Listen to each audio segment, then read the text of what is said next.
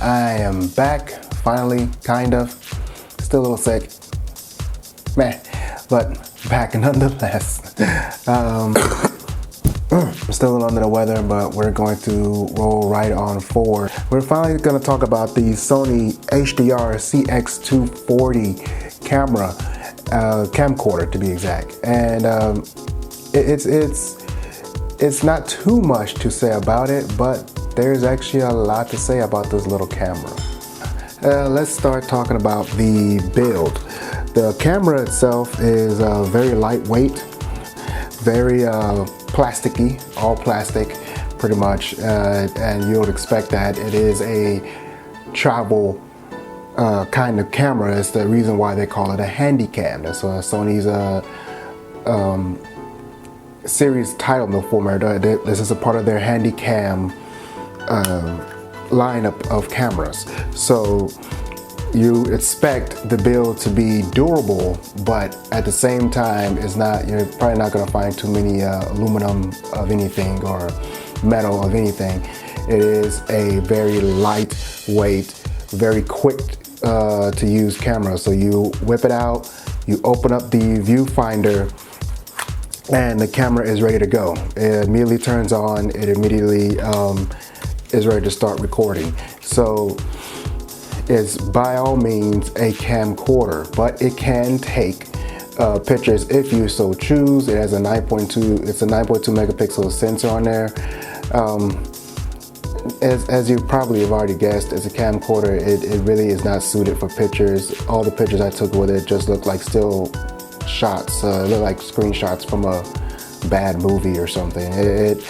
It was okay sometimes, but in many cases, just not okay at all. But the feature is there if you really want to do that. Now, moving on from that, the video quality, however, it's a bit of a not so much a mixed bag, but it really depends on your use. It's either really good or it's gonna be quite bad depending on your use for it. If you're looking for a camera to use indoors, then it's going to be kind of bad because the low light capabilities of this particular camcorder is really not that good. And at this price point, which is sub $200, you can't really expect it to be good. Low light capabilities is where the money really is when it comes to a quality camera. So how much a camera or camcorder, doesn't really matter which one, helps you when the environment itself is not ideal is where the money really starts to rack up. So for this particular camcorder, you're not going to get much help when it comes down to less than ideal lighting situations. So if you're buying this camera for indoor use, well, you're going to have to be like me, and you see that guy right there behind me? Yeah. That's called a lighting kit. You're going to need it if you're going to use this camcorder indoors. It needs a good amount of light, and it needs it to be rather proper. If it's not done well, then the video is not going to look well indoors. In most situations, you might have great lights in your house or something, and that's a totally different situation. Outdoors, however, you're not going to have any problems at all. I definitely didn't. Outdoors, I got great footage. That's both at 30 FPS and 60 FPS, which this camera is capable of shooting at. And you'll see some scenes here where I shot some ducks in a park, and everything looked pretty good.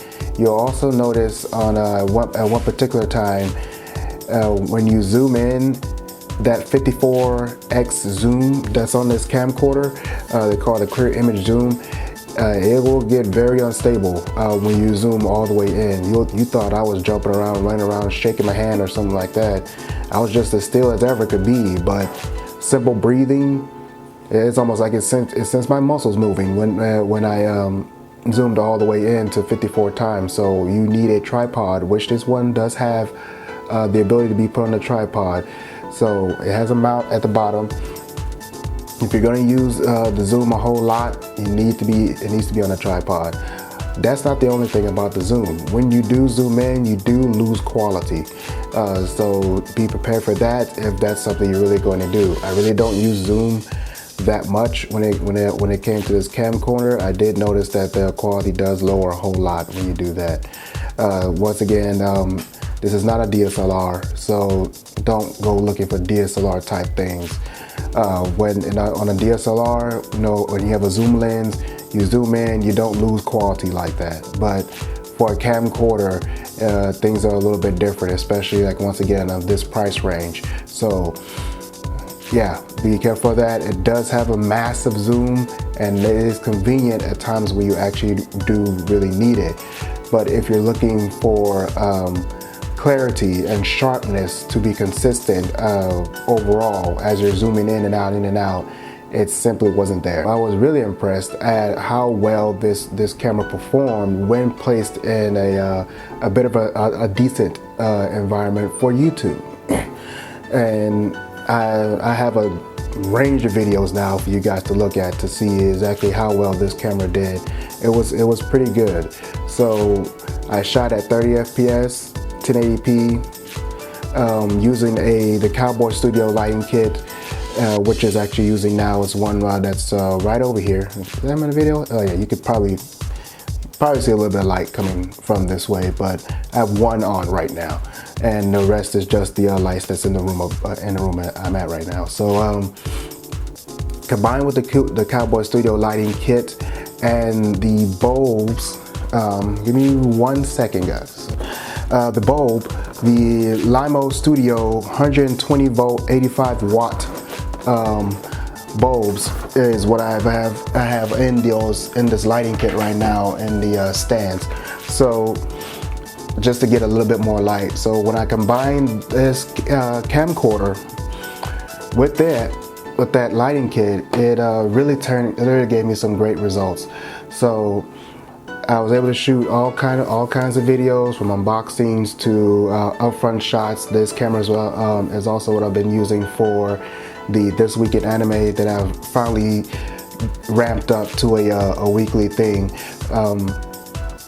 and it's really been doing very, very well. So if you're looking to use this camera for something like that, something like YouTube, then a simple $30–40 lighting kit and you're really off and running. So it's I've been very, very impressed with that.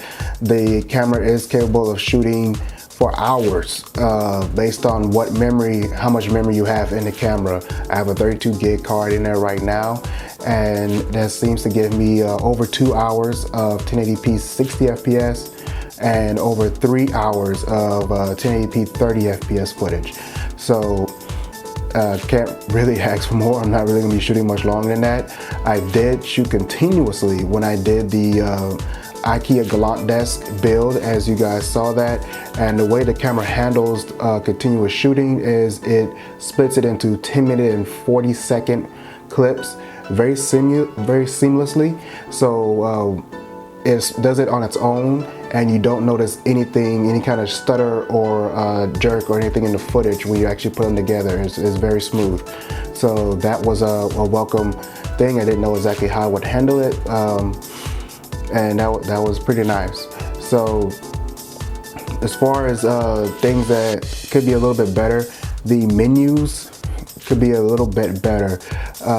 It wasn't too bad, but the funny thing is you could actually still see some items that you deleted on the memory card on the camera, and the only reason that you could still see them even though you couldn't really access them was because it wouldn't really completely erase them unless you formatted the memory card in the camera instead of just formatting it on the computer, which is usually what I do. I have to pop the memory card out, put it in my memory card little reader, my external memory card reader, and use it on my PC, this little guy right here that I have. It's just a Targus external memory card reader, very cheap, you can find them anywhere. And I would grab my video off, grab out any data off, and then format it on the computer and then pop. Sorry about that. The timer went out.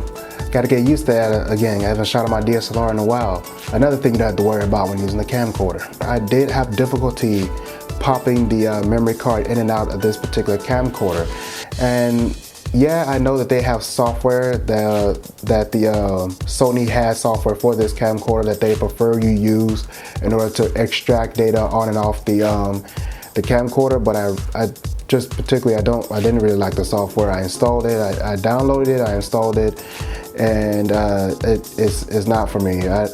I don't remember what the heck it's called or what have you, but Play Memories. And yeah, I didn't particularly like it. But if you're without that software, if you try to remove any data off the camera without taking the memory card out, it was extremely slow. So the quickest way for me to get the data off was to pop the memory card out, put it in my external card reader, take the movies and all the videos off and everything like that, and put it back in and just keep going. If you're someone who uses Adobe Premiere or some specific video editing software, the .mts files that this camcorder produces is not very friendly to editing software. What I mean by that is you will have the video, but you won't have the audio in some cases, such as in Premiere, you won't have the ability to edit the audio. It'll all be in one clip. And when you put it into your editor, into the Premiere editor, you won't have any audio that you can actually edit. You won't even be able to hear it. It's not a problem for me because I do my audio separate, but I can see that being a problem for other people. The only way for you to go overcome that is to convert the clip into whatever file you prefer, and then proceed to start edit that way, and then you'll be able to change. You have both control over both the audio and video of the clips. So that's kind of inconvenient. I prefer they record in MP4 format, but that's just not what's happened on this occasion. So that's just something to be aware of. It records in an MTS format. It's not a very friendly format, in my opinion. So that's pretty much most of the things I really want to say about the camcorder. I think it's a great camcorder. It shoots in 1080p, 30 FPS and 60 FPS, and for sub $200, for less than $200, that's pretty amazing. Of all the things you're able to do with this camcorder, and it has its various pros over using a DSLR. However, as you can clearly tell, probably from looking at this video for just a short little while, the DSLR will always win when it comes to the sharpness and clarity. The picture is overall better from a DSLR. However, that old DSLR you're looking at will cost thousands of dollars just for this picture that you're looking at right now. I have a 35mm on there. That's $300. The DSLR camera, which is just an outdated, it's a D3100. So you can actually get that for about $300 too. So just those two combined is $600. This camcorder was, like I said, is less than $200. So the lens that you're staring at this video through, it costs more than this cold down camcorder. So yeah, if you want to go the DSLR route, you want to have that kind of picture, that kind of clarity. Oh, and if you actually want the DSLR that actually shoots at higher FPSs, because this one only shoots at 24 max, the D3100. So yeah, you're talking about some serious money that you have to start forking in, way more than a simple camcorder. It really is going to depend on what your needs are. So if you're trying to shoot that way, you really need that kind of shot, then just be prepared for that. But for me particularly, this right now combined with the DSLR really does cover most of my needs when it comes to YouTube. And maybe in the future I will be making some more upgrades and probably bouncing back to my DSLR more primarily. But for right now, I really am going to be using the camcorder more often than not. If you also noticed, I've been stuck right here in this little position instead of you having my computer in the background or anything like that, because I have to be in a set area where I can connect my DSLR to my monitor here, which is right off to the side, so that I can make sure that I am in focus. That's because my DSLR does not have a viewfinder that I can flip out and immediately see, unlike my camcorder. And I don't feel like buying a $200 viewfinder so I can attach it to my DSLR, at least not right now at this moment. It will be coming eventually, but right now the camcorder is pretty much going to be covering that, so I'm not going to bother with it for the time being. And that's also because I intend to be upgrading my DSLR camera in the future, hopefully next year, but once again, we will see. And that's pretty much all I have to say about the Sony HDR CX240. It is a great little camcorder. I really don't regret buying this. It really has added a lot of quality to my videos, and it's also opened up a whole new range of things I can do because I'm no longer stuck in one position, because I don't have a viewfinder. I don't have any way to look and actually see that I'm in focus. And it's very tiring to jump up and down, up and down, up and down at the camera to try and make sure that I'm in focus. And with this, I can just sit in one spot wherever I am and just start shooting, and without much problem. It gives me a whole range of flexibility. So that's very, very awesome. So no matter what your use for is, whether it's indoors or outdoors, now you know you definitely can use a regular old school style HDR CX240 and you'll most likely be okay. If you do need a more updated model or a better picture or something like that, Sony does have at least 3 or 4 updated models of this very camera already that do of course cost more money, all the way up to a lot more money. So if that's what you're looking for, then go for that as well. I'll leave those links and all that down in the description below. I'll see you guys again pretty darn soon, so don't forget to check out my social media sites to see what I'm up to and what's coming up next. Facebook, Twitter, Pinterest, which I'm able to see Pinterest guys are getting down on my anime pics. And of course Google Plus, because you can't get away from it anyway, so yeah, it's there. I'll see you guys again soon. Bye, have a good one.